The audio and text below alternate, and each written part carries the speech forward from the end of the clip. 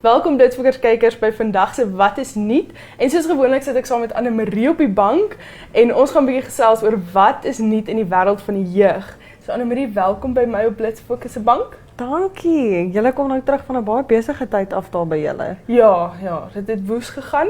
Ons is 'n paar mense man down, daar's 'n kniebesering en daar's siektes en daar's 'n hospitaal, maar ek dink oor so 'n week of 2 dan gaan ons dit weer almal die hele span weer vol hê. Want ek kyk nee, as daar nou een ding is wat mense van my zijn kan sê, is dit hou jou sterk. Dit doen. Jy hou jou immuunstelsel en hou jou sterk. Dis ja nee. Dit is ek praat met 'n vriendin en ek sê vir haar, jy sê ek begin nou so nie lekker voel nie. Ek dink raak so 'n bietjie siek. En sy sê vir my soos hou jou klaskamer siektes vir jouself.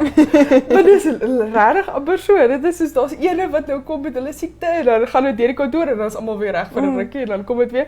So op die oomblik sit ek is 'n bietjie under the weather, maar ons gaan aan. Ons moet net. Ja. En ek is net bly. Check die segue. Ek is net bly. Ek is nie by graduation of grade plegtigheid hierdie week gewees nie.